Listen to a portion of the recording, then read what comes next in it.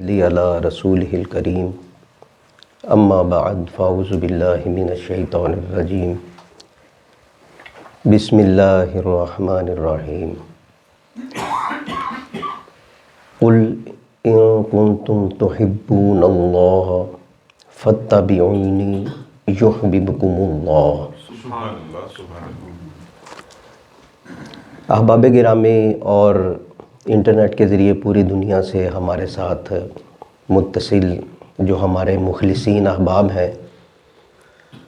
آپ سب جانتے ہیں کہ ہمارا یہ ہفتہ وار تربیتی نشست جو ہوتی ہے، جو کم و بیش الحمدللہ پچھلی 5 دہائیوں سے یہ جاری و ساری ہے، اور ہمارے ماہانہ پروگرام بھی چلتے رہتے ہیں، جس طرح حافظ صاحب نے بھی ابھی اعلان بھی فرمایا ہے۔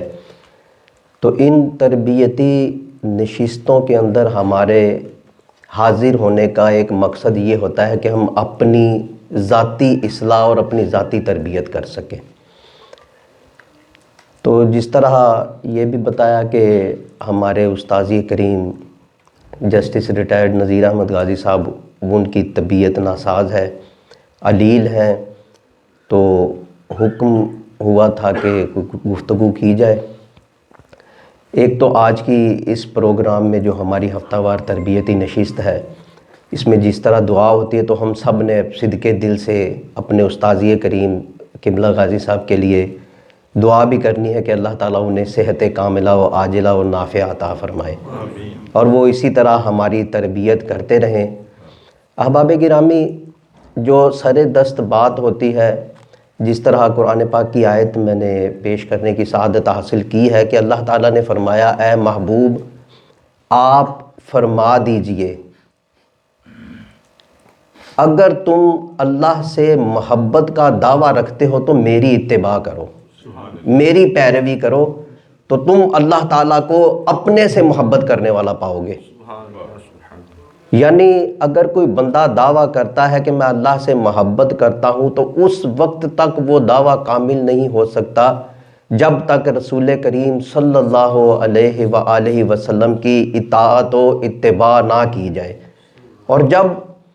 ایک امتی، اللہ کا ایک بندہ، حضور نبی کریم شافع یوم النشور صلی اللہ علیہ وآلہ وسلم کی اطاعت و اتباع کرتا ہے،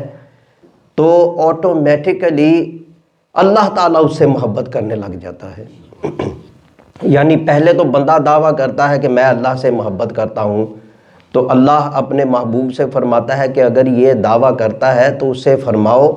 کہ میری اتباع کرے، میری اطاعت کرے۔ جب وہ امتی حضور کی اطاعت میں کامل ہوتا ہے، تو پھر اللہ تعالیٰ فرماتا ہے کہ میں اس بندے سے محبت کرتا ہوں۔ تو اس کی تفاصیل میں، جس طرح آپ کو یہ فارمیٹ بھی پتہ ہے، ہمارے یہ جو ویکلی سیشن ہوتا ہے،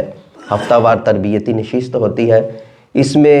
حلقہ ذکر ہوتا ہے جو سلسلہ نقشبندیہ کا ہمارے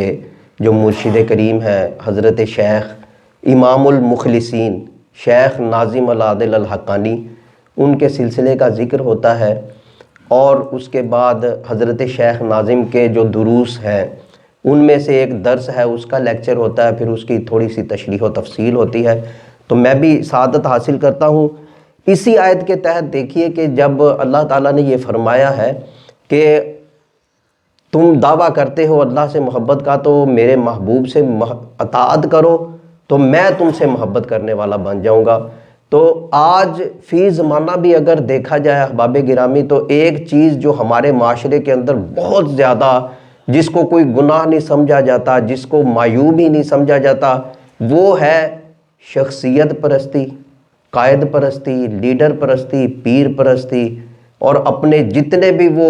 خصوصی لوگ بنائے ہوتے ہیں، اپنے ذہنوں میں ان کا خاکہ بنا لیا جاتا ہے، ان کی جو پرستش شروع ہو جاتی ہے۔ اس آیت کے ضمن آج ہم حضرت شیخ ناظم علیہ رحمہ کے درس کے تحت وہ بھی سبق حاصل کریں گے۔ اب سنیے کہ حضرت شیخ ناظم رحمۃ اللہ علیہ کے ایک درس ہے جس کا عنوان اور ٹاپک ہے تمام مسائل کی جڑ۔ اس کے تحت آپ نے فرمایا کہ اللہ تعالیٰ کو بندوں کی سرکشی پسند نہیں، اس لیے ہمیں کوشش کرنی چاہیے کہ ہم اس کے تابع دار بندے بنیں۔ تابع داری امن لاتی ہے، سرکشی طوفان پیدا کرتی ہے۔ ہم ایسی دنیا میں رہ رہے ہیں جہاں عام طور پر لوگ نافرمان ہیں، اس لیے جب ہم دنیا کی طرف نگاہ کرتے ہیں تو ہمیں ہر طرف سوائے مصیبتیں، لڑائی جھگڑے اور تکلیفوں کے کچھ نظر نہیں آتا۔ انفرادی طور پر کہیں امن نہیں اور اجتماعی طور پر بھی کہیں امن نہیں ہے۔ یہ حضرت شیخ ناظم نے کافی عرصہ، کوئی کہہ لے کہ 3-4 دہائیاں پہلے، 30-40 سال پہلے کی یہ بات کی ہے، تو آج کے جو موجودہ حالات پوری دنیا کے اکراس دا ورلڈ دیکھیں تو یہی صورتحال ہمیں نظر آ رہی ہے۔ تو فرماتے ہیں کہ کیونکہ ہر چیز پر، اس کی وجہ بیان کرتے ہیں کہ ہر چیز پر سرکشی چھا چکی ہے۔ اگر ہم نے اپنے آپ کو نہ بدلا تو اللہ تعالیٰ بھی ہماری حالت کو نہیں بدلیں گے۔ تمہیں اپنے مالک کے ساتھ امن میں ہونا چاہیے، مگر اب لوگ اللہ کے خلاف جنگ میں مصروف ہیں۔ بجائے یوں کہنے کے کہ اے مالک ہم تمہارا حکم مانتے ہیں، لوگ اپنی ذہنیت کے مطابق اصول بنا رہے ہیں، وہ اللہ کے اصولوں کو ٹھکرا رہے ہیں، انہیں اللہ کے اصولوں سے کوئی دلچسپی نہیں ہے۔ وہ اپنے اصول بنا کر ہر طرف خود حکمرانی کرنا چاہتے ہیں۔ آج ہر انسان آزادی چاہتا ہے، یہ بات تمام مسائل کی جڑ ہے۔ حکمرانی اور اصولوں کی حکمرانی صرف اللہ کے اصولوں کی ہونی چاہیے اور بندوں کو اس کے حکموں کی تابع داری کرنی چاہیے۔ اللہ نے ہر بھلائی کو صرف ایک اصول کے تحت باندھ دیا ہے، اور وہ اصول کیا ہے؟ اے میرے بندو، اللہ تعالیٰ فرماتے ہیں کہ سچے اور ایماندار بنو۔ اگر تم ایماندار بنو گے تو تم اس کے مکمل تابع دار بندے بنو گے۔ آخر اس میں کون سی مشکل بات حائل ہے کہ لوگ اس اصول کو اپنانے سے گھبراتے ہیں یا ڈرتے ہیں؟ اچھا، اب آگے بات کرتے ہیں کیونکہ شیطان اس بات کو پسند نہیں کرتا۔ شیطان اس صدی کے لوگوں کا سب سے بڑا باس ہے۔ دوسرے افسر جتنے بھی ہیں وہ اس کے ماتحت ہیں اور وہ چھوٹے باس ہیں۔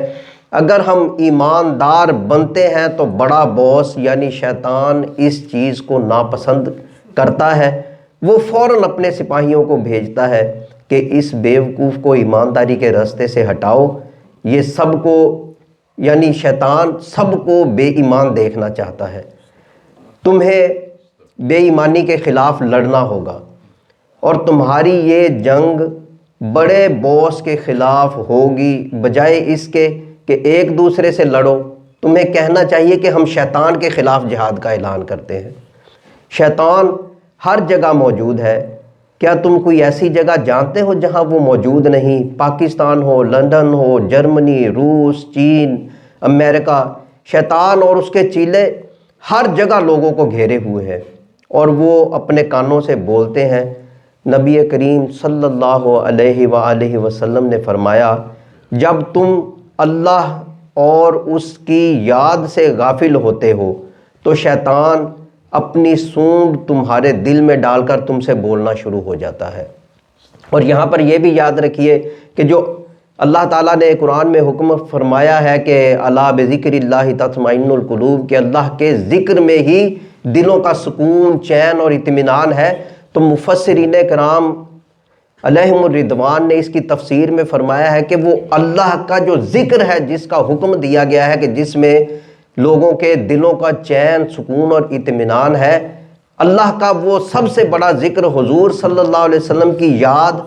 حضور صلی اللہ علیہ وسلم کی آل کا ذکر اس کے اندر شامل ہے کہ جب یہ لوگ کریں گے تب وہ دل کا سکون، چین اور اطمینان پائیں گے۔ جب تم اپنے مالک کے ساتھ نہیں ہوتے تو شیطان جلدی سے تمہاری طرف بھاگتا ہے۔ عام طور پر لوگ شیطان کے ساتھ ہیں، تم یا تو مالک کے ساتھ ہو یا شیطان کے ساتھ ہو۔ اب یہ سلیکشن ہماری ہے کہ ہم نے مالک کے ساتھ ہونا ہے یا شیطان کے ساتھ ہونا ہے۔ جب تم اللہ کے ساتھ ہوتے ہو تو امن اور خوشی میں ہوگے، کیونکہ اللہ کی یاد امن طاری کرتی ہے۔ شیطان کے ساتھ ہوگے تو مشکلات میں گھر جاؤ گے۔ اللہ نے فرمایا اے میرے بندو، میرے ساتھ جب تم اللہ کے ساتھ ہوتے ہو تو تم برائی نہیں کر سکتے، جب تم برائی کے بارے میں نہیں سوچو گے، اگر تم شیطان کے ساتھ ہوگے تو تم بے ایمان اور شر پسند بنو گے۔ اچھا، اس کے حوالے سے پھر آگے قدرتی طور پر یہ درس جو سلیکٹ کیا تھا اس کے اندر اب چونکہ رمضان المبارک کا مہینہ بھی بہت قریب ہے تو حضرت شیخ ناظم یہ بھی درس دے رہے ہیں کہ رمضان کا مہینہ سب کے لیے ہے، تمام نوع انسان کو روزہ رکھنے کا حکم ہے۔ وہ روزہ سے ہوں گے تو اللہ کے ساتھ ہوں گے۔ لوگوں کو اپنے مالک پر ایمان لانا چاہیے، اس کے روزہ رکھنے کے حکم کو ماننا چاہیے۔ سب سے اعلیٰ مقام کا روزہ انبیاء و اولیاء کا ہے۔ گھٹیا ترین روزہ یہ ہے کہ تم کھانے پینے سے پرہیز کرو اور عورتوں کو ہاتھ نہ لگاؤ۔ اونچے مقام کی طرف بڑھنے کی کوشش کرو۔ اونچے درجے کا روزہ یہ ہے کہ سب کچھ چھوڑ کر اللہ کے ساتھ ہو جاؤ۔ اللہ تعالیٰ فرماتے ہیں اے میرے بندے، بے فائدہ چیزوں کو چھوڑ کر میری طرف آؤ، تمہیں سب کچھ ملے گا، ایسا اجر جس کے بارے میں تم کبھی سوچ بھی نہیں سکتے۔ آؤ میری مبارک حدود میں۔ نبی پاک صلی اللہ علیہ وآلہ وسلم نے فرمایا اگر تم اپنے مالک کے ساتھ رہو تو تم ایسے نظارے دیکھو گے جو اس سے پہلے تم نے کبھی نہیں دیکھے، لیکن لوگ آج اللہ سے یوں دور بھاگ رہے ہیں جیسے زیبرا یا کوئی بھی چھوٹا جانور شیر کو دیکھ کر بھاگتا ہے۔ اس صدی کے لوگ جانوروں کی سطح پر ہیں مگر وہ اپنے آپ کو تہذیب یافتہ کہہ رہے ہیں۔ یہ کیسے تہذیب یافتہ ہے جو اللہ سے دور بھاگ رہے ہیں؟ ہمیں اصل سچائی کو سمجھنا ہوگا اور اصل سچائی اسلام کے اندر موجود ہے۔ تو اسی لیے حکم فرمایا گیا کہ اسلام میں پورے داخل ہو جاؤ۔ اور جو ہم نے آیت مبارکہ سنی اور حضرت شیخ ناظم علیہ رحمہ کا یہ درس سنا، اس سے ہمیں یہ بھی ایک درس ملتا ہے کہ ہم اللہ کا حکم مانیں اور اس کے محبوب صلی اللہ علیہ وآلہ وسلم کی مکمل اور کامل اتباع اور اطاعت کریں۔ اس کے اندر ہی ہماری نجات اخروی و دینی ہے۔ تو احباب گرامی، بات ہو رہی تھی یہ اللہ کے حکم کی، تو اس کے تحت یہ جو قرآن پاک کی آیت ہے اس کے تحت مفسر قرآن پروردہ رسول حضرت سیدنا عبداللہ ابن عباس رضی اللہ تعالی عنہما فرماتے ہیں کہ اس آیت کے نازل ہونے کا کئی وجوہات، اس آیت کے شان نزول میں کئی محرکات تھے، جس میں سے چند ایک یہ بھی ہے کہ نبی کریم صلی اللہ علیہ وآلہ وسلم جب قریش کے پاس تشریف لے کر گئے تو انہوں نے اپنے بت بنائے ہوئے تھے، وہ بتوں کی پوجا کرتے تھے۔ تو رسول پاک صلی اللہ علیہ وسلم نے فرمایا کہ اے قریش، تمہیں کیا ہو گیا ہے کہ تم بت پرستی میں مشغول ہو گئے ہو؟ تم اس اللہ واحد و قہار کی عبادت چھوڑ کر، اس کی بندگی چھوڑ کر، اس کی اطاعت چھوڑ کر تم ان بتوں کے پیچھے لگے ہوئے ہو اور ان کو اپنا ناجی سمجھتے ہو کہ یہ نجات دیں گے۔ تو ایسا بالکل اور ہرگز نہیں ہے۔ اللہ کی عبادت اور میری اطاعت تمہیں نجات عطا فرمائے گی۔ لیکن وہ آگے سے جو کفار و مشرکین تھے انہوں نے کہا کہ ہم تو اس لیے ان بتوں کی عبادت کرتے ہیں کہ ہمیں ان میں سے اللہ کی لذت ملتی ہے۔ تو احباب گرامی، بزرگان دین یہ بھی فرماتے ہیں اس کے تحت کہ یہ جو بت پرستی شروع ہوئی ہے یہ کہاں سے شروع ہوئی؟ اب یہ غور کرنے والی بات ہے، بہت سمجھنے والی، دل کے کانوں سے سننے والی بات ہے کہ بت پرستی کا جو ابتدا ہے وہ کیسے ہوئی ہے کہ جو انبیاء سابقین کے امتی تھے، وہ جو لوگ پرانے تھے، وہ کیا کرتے تھے کہ ابلیس کے مکر و فریب میں کس طرح آئے؟ فرماتے ہیں کہ دنیا میں بت پرستی کی ابتدا یوں ہوئی کہ جو صالحین یعنی نیک لوگ تھے ان کی محبت میں لوگوں نے ان کی تصویریں اپنے گھروں میں بنا کر اور اپنے جو عبادت خانے تھے ان میں تبرکن رکھ کر ان سے لذت عبادت کی تائید سمجھی، یعنی کہتے تھے کہ ان سے جو لذت ہمیں ملتی ہے اس سے ہمیں عبادت شمار ہوتی ہے، تو ہم ان کی اس لیے جو ہے نا وہ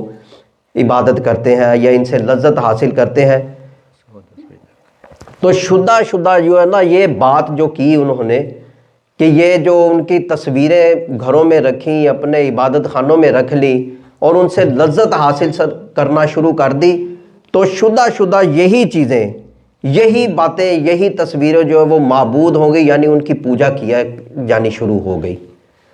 پہلے لوگ جب پہلی جنریشن تھی جنہوں نے یہ تصاویر رکھی، تو وہ قرآن پاک میں بھی آیت کے اندر حکم ہے کہ وہ کافروں نے ایک دوسرے سے کہا کہ اپنے خداؤں کو ہرگز نہ چھوڑنا، اور ان خداؤں کا جو ذکر کیا قرآن پاک میں، وہ جو کفار و مشرکین پرانے تھے، پہلی امتیں تھیں، ان کے اندر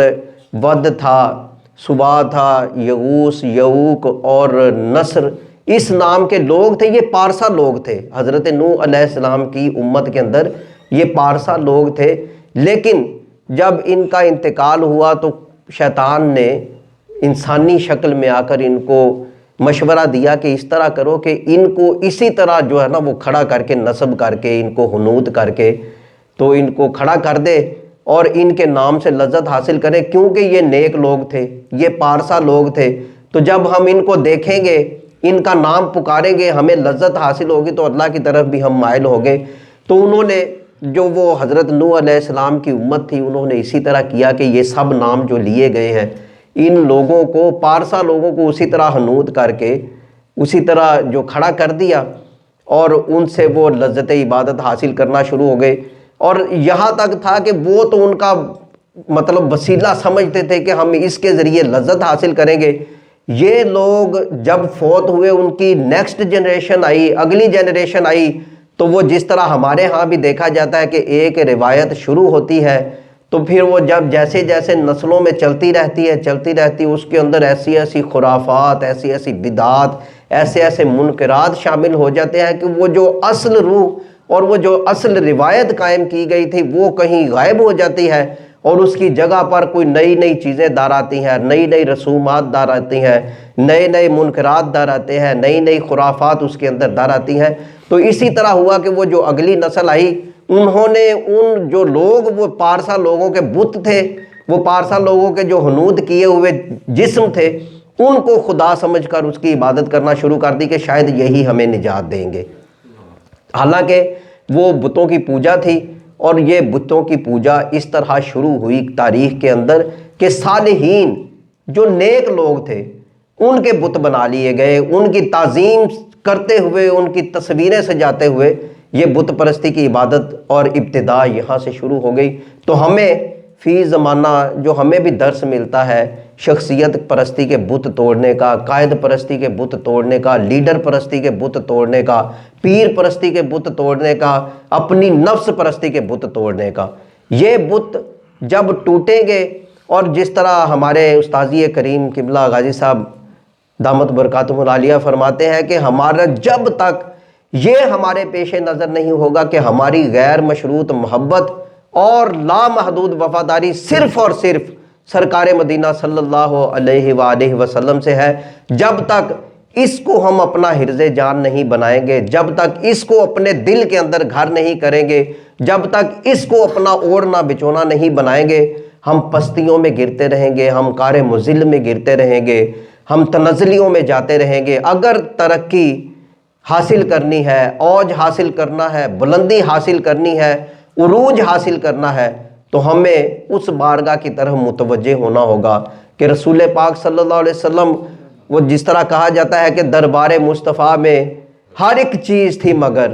میں نے منیر تاج غلامی اٹھا لیا۔ تو جب تاج غلامی ہم اس بارگاہ کا اٹھا کر اپنے سروں پر رکھیں گے تو اس تاج کی بدولت اللہ تعالیٰ ہمیں پھر اوج عطا فرمائے گا، پھر بلندی عطا فرمائے گا، پھر عروج عطا فرمائے گا۔ یہ ساری جتنی بھی ہماری پستیاں ہیں، ہماری تنزلیاں ہیں، ہم جو پس رہے ہیں، یہ اس وجہ سے ہے کہ ہم نے وہ تعلیمات چھوڑ کر وہ پرانے لوگ جو تھے ان کی طرح ہم نے اپنے پیر پرستی شروع کر دی، ہم نے اپنی قائد پرستی شروع کر دی، ہم نے اپنی کوئی شخصیت گھڑ کر اس کی پرستش شروع کر دی، ہم نے اپنے نفس کی پرستش شروع کر دی، تو اس وجہ سے ہم پستیوں میں گر رہے ہیں۔ تو ہمیں یہ درس ملتا ہے، ہمارے قبلہ غازی صاحب بھی یہی بتاتے ہیں ہمیں، حضرت شیخ ناظم رحمۃ اللہ علیہ کی تعلیمات بھی یہی ہے، اور قرآن و سنت کے اندر سے ہمیں جو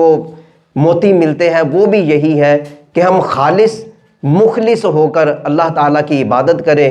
اور اللہ کے پاک محبوب صلی اللہ علیہ وآلہ وسلم کی اطاعت اور اتباع کریں۔ اس سے ہمیں اس قدر فوائد و ثمرات حاصل ہوں گے کہ جس کا بندہ ادراک و احاطہ بھی نہیں کر سکتا۔ تو ہمارے جو استاذ کریم قبلہ غازی صاحب رحمۃ اللہ علیہ ہیں وہ علیل بھی ہے، تو ہمیں ان کے لیے دعا بھی کرنی ہے کہ اللہ انہیں صحت کاملہ عاجلہ اور نافعہ عطا فرمائے۔ اور وہ اسی طرح جس طرح دیکھیں احباب گرامی، بہت کم اس طرح کے لوگ دیکھنے کو ملتے ہیں کہ جیسے ہم پروگرام میں آتے ہیں تو کوئی اس طرح کا، جس طرح پچھلے دنوں میں ہمارا سالگرہ کا پروگرام ہوتا ہے نور سحر کا، تو اس طرح کے پروگرام کوئی ہوتے ہیں تو قبلہ غازی صاحب جو ہے نا وہ بطور اینکر جب بیٹھے ہوتے ہیں تو ہمیں کہتے ہیں کہ یار سب سکولرز کو کہ یہ پروگرام شروع ہونے والا ہے ہمارا، تو اس طرح نہ ہو کہ انجمن ستائش باہمی شروع ہو جائے۔ اب دیکھیں اس طرح اگر ایک بندہ اس لیول پہ بیٹھ کر وہ کہہ بھی سکتا ہے یا کہے نہ بھی، تو ہم تعریف کریں کہ آپ اس طرح، آپ کی وجہ سے، آپ کی شخصیت سے اتنے لوگ، الحمدللہ کروڑوں لوگ دنیا کے اندر ہیں جنہوں نے بہت کچھ حاصل کیا ہے، الحمدللہ راہ راست پر آئے، ایسے ایسے نوجوان دیکھے ہیں جو کبھی دین سے بہت دور تھے، وہ الحمدللہ دین کے اتنا قریب آئے کہ تہجد پڑھنے والے شروع ہو گئے، جنہوں نے کبھی کوئی تسبیح کو ہاتھ نہیں لگایا تھا وہ درود پاک پڑھنا شروع ہو گئے، جو لوگ اس طرح کے تھے کہ جنہوں نے کبھی نماز نہیں پڑھی تھی وہ نماز کے قریب آ گئے، جن لوگوں کے کبھی اخلاقیات کا پتہ نہیں تھا ان کی اخلاقیات اس قدر اعلیٰ پیمانے پر پہنچ گئی کہ لوگ ان کو دیکھ کر رشک کرتے ہیں کہ یار بندہ بڑے اخلاق والا ہے۔ تو الحمدللہ یہ ہمیں درس دیتا ہے۔ تو کہنے کا مقصد یہ ہے کہ پروگرام شروع ہونے سے پہلے کہتے ہیں کہ یار یہ انجمن ستائش باہمی نہ شروع ہو جائے کہ ہم ایک دوسرے کی تعریف کرنا شروع ہو جائیں، بلکہ بات وہ کرنی ہے کہ جو دنیا تک پہنچے اور دنیا اس سے فائدہ حاصل کرے، فوائد و ثمرات ہوں، بات وہ کرنی ہے۔ تو اس طرح ہمیں جوڑا ہے سرکار مدینہ صلی اللہ علیہ وسلم کی غیر مشروط محبت اور لامحدود وفاداری کے ساتھ، اللہ کی توحید و وحدانیت کے ساتھ، نبی کریم صلی اللہ علیہ وسلم کی رسالت و نبوت کے ساتھ، اور نبی کریم صلی اللہ علیہ وسلم کے اصحاب کی محبت اور آل کی مودت۔ یہ جو درس ہمیں ملے ہیں ان کو ہمیں جاں گزیں کرنا ہے، اپنے دلوں کے اندر راسخ کرنا ہے اپنے دلوں کے اندر، تو ہماری کامیابی، ہماری کامرانی اور ہماری یہ ترقی کا یہ راز ہوگا۔ تو اسی طرح آپ دیکھیں کہ شخصیت پرستی فی زمانہ بھی، پیر پرستی فی زمانہ، قائد پرستی فی زمانہ ہے کہ وہ پچھلے دنوں میں پروگرام میں بھی یہ بات ہو رہی تھی کہ اگر کوئی بندہ بات کر دیتا ہے تو جو اس کے نچلی سطح پر لوگ ہیں، جو اس کے پیروکار ہیں، جو اس کے فالوورز ہیں، انہوں نے اپنا ذہن استعمال نہیں کرنا، انہوں نے اپنا دماغ استعمال نہیں کرنا، انہوں نے اپنا دل استعمال نہیں کرنا کہ یہ جو بات ہوئی ہے میں اس کی ریسرچ تو کروں، میں اس کی تحقیق کروں، یا کم از کم میں اس کو خود اپنی آنکھوں سے تو پڑھوں کیا ہے۔ بس جی ہمارے حضرت صاحب نے فرما دیا، بس ہمارے استاد صاحب نے فرما دیا، بس ہمارے پیر صاحب نے فرما دیا، اس چیز کو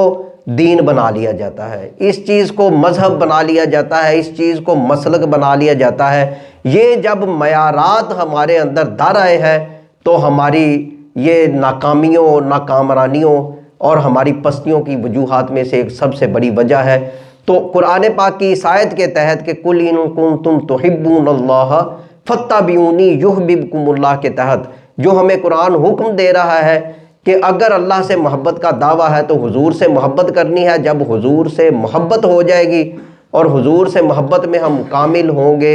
تو اللہ تعالیٰ ہم سے خود محبت کرنا شروع کر دے گا، اور جب اللہ بندے سے خود محبت کرنا شروع کر دیتا ہے تو پھر اللہ تعالیٰ خود ہی فرماتا ہے کہ میں اس کے ہاتھ بن جاتا ہوں، میں اس کے کان بن جاتا ہوں، میں اس کے بازو بن جاتا ہوں، میں اس کا دہن بن جاتا ہوں، میں اس کا ذہن بن جاتا ہوں، میں اس کی زبان بن جاتا ہوں، جس سے وہ چل کر میری طرف آتا ہے، جس سے چل کر وہ اچھے کاموں کی طرف جاتا ہے، جس سے چل کر وہ نیکی اور خیر اور فلاح اور بھلائی کے کام کرتا ہے۔ تو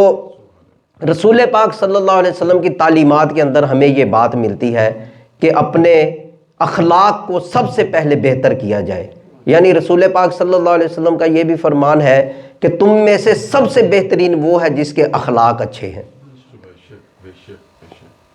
تو ہمیں اپنے اخلاق کو بہتر بنانے کے لیے حضور صلی اللہ علیہ وسلم کی سیرت طیبہ کا مطالعہ بھی کرنا چاہیے، اور جو مستند ترین ذرائع، مستند ترین سورسز ہیں، اوتھینٹیکیشن ان کی حاصل کر کے ان کو پڑھنا ہے، یا جو مستند لوگ ہیں ان کو سن کر اپنی ریسرچ کر کے اپنی تحقیق کر کے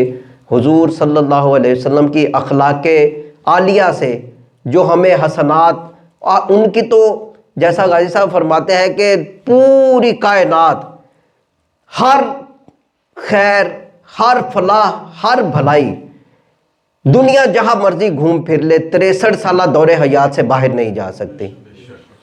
نبی مکرم صلی اللہ علیہ وسلم کی ظاہری دور حیات جو 63 سال پر مشتمل ہے، پوری کائنات کی خیر، فلاح اور بھلائی اس 63 سال کے اندر ہے۔ کیا چیز ہے جو ہمیں رسول پاک صلی اللہ علیہ وسلم کی جو سیرت مطہرہ سے نہیں ملتی؟ تو ہم ایسے ہی ادھر ادھر بھاگے پھر رہے ہیں۔ ہمارے پاس قرآن ہے،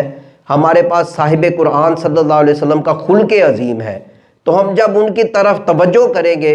ان کی طرف لو لگائیں گے، ان کی طرف اپنے آپ کو کریں گے، ان کے ساتھ اٹیچ کریں گے، تو انشاءاللہ تعالیٰ وہی اخلاق عالیہ، ان کا عکس، ان کا پرتو ہمارے اندر جب در کر آئے گا، تو اللہ تعالیٰ کی وہ عنایات، وہ نوازشات، وہ کرامتیں، وہ انوار الہی ہم پر برسیں گے کہ اللہ تعالیٰ جو ہے اپنے رحمت، اپنی فضل، اپنے کرم سے وہ چیزیں ہمیں عطا فرمائے گا جس کا ہمیں ادراک نہیں۔ تو حضرت شیخ ناظم یہ بھی فرماتے ہیں کہ اللہ تعالیٰ نے ہمیں یہاں بھیجا ہے، اور اللہ تعالیٰ نے تمہیں خوش باش شکلیں دی ہیں۔ تمام انبیاء کے مبارک چہرے خوش باش تھے، انبیاء کے چہرے اللہ کے نور سے منور تھے، اور وہ پرسکون تھے۔ ان کے چہروں پر ایمان کا نور تھا۔ جو لوگ نبی مکرم صلی اللہ علیہ وسلم سے ملے وہ تمام خوش نصیب لوگ تھے۔ نبی اکرم صلی اللہ علیہ وسلم نے فرمایا جو اپنے آپ کو دوسروں جیسا بنانا چاہتا ہے وہ اس جیسا ہو جائے گا۔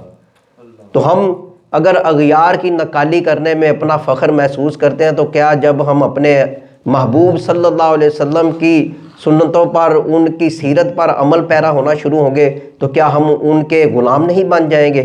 قیامت کے روز بادشاہ بھی نبی اکرم صلی اللہ علیہ وسلم کے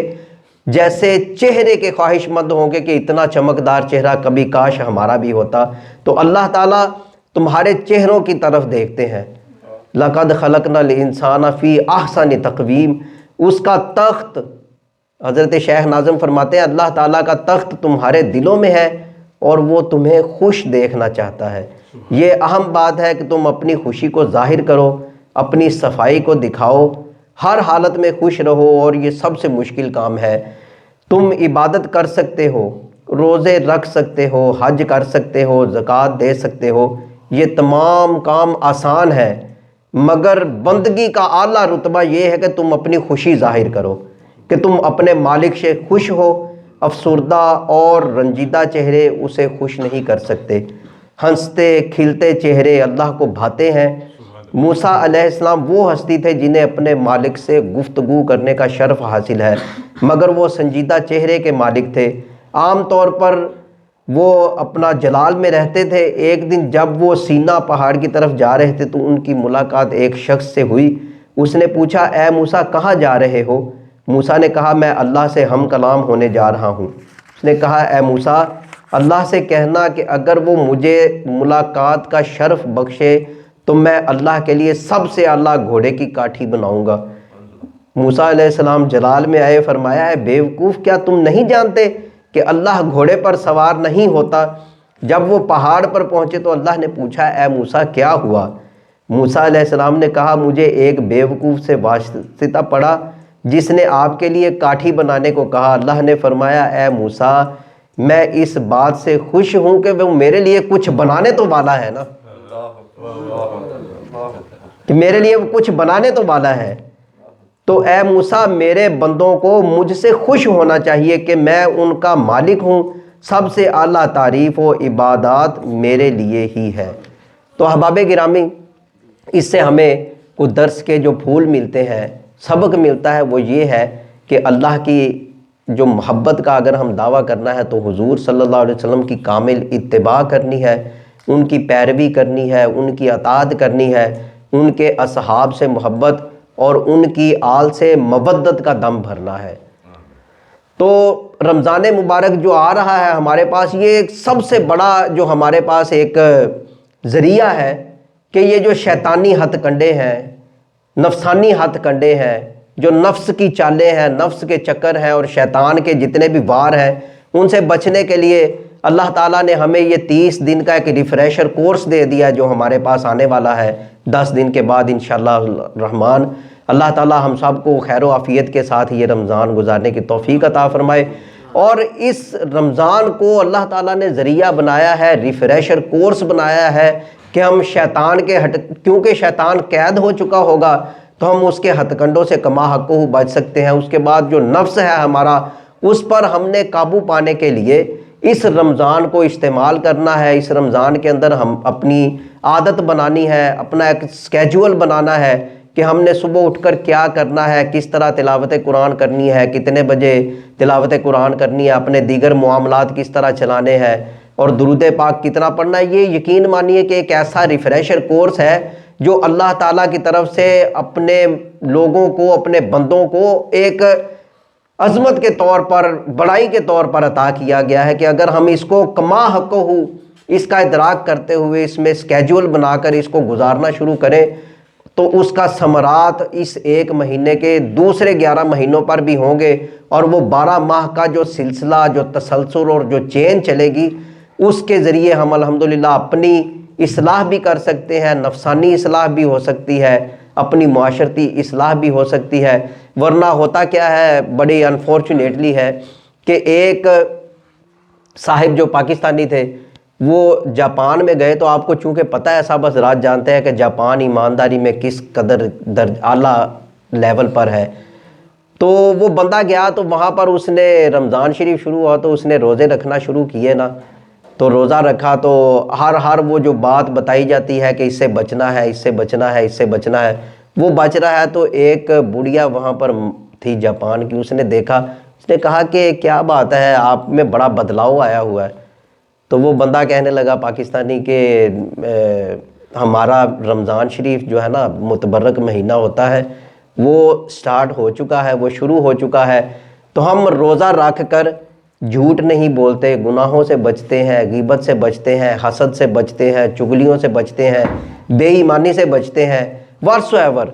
وہی چیزیں گنوائی کہ یہ جو گناہ ہوتے ہیں، یہ جو معیوب باتیں ہوتی ہیں، ہم روزہ رکھ کر اس سے بچتے ہیں۔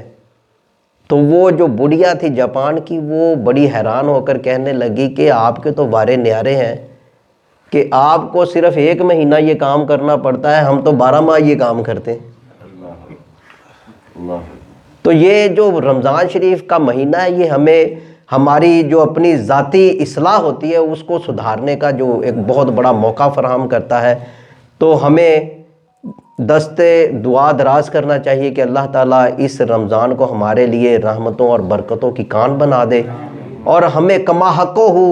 اپنی عبادت کرنے کی اور اپنے محبوب کی اطاعت کرنے کی توفیق عطا فرمائے۔ تو میں ملتمس ہوں حافظ بابر صاحب کے وہ دعا کریں، اور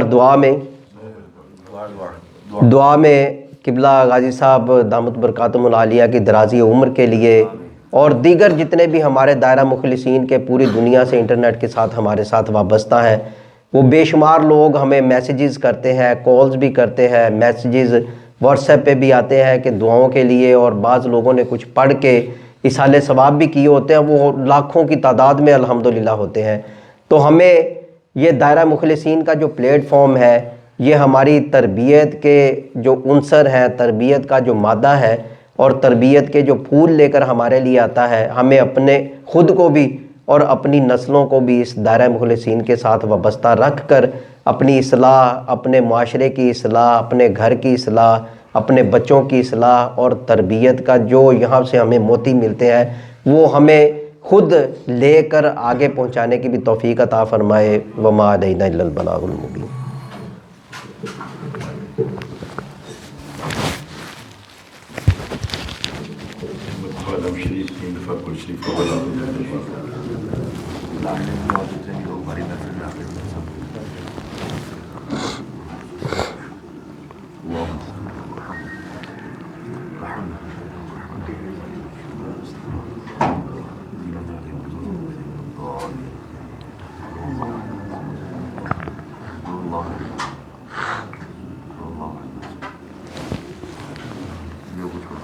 اعوذ باللہ من الشیطان الرجیم، بسم اللہ الرحمن الرحیم، الحمد للہ رب العالمین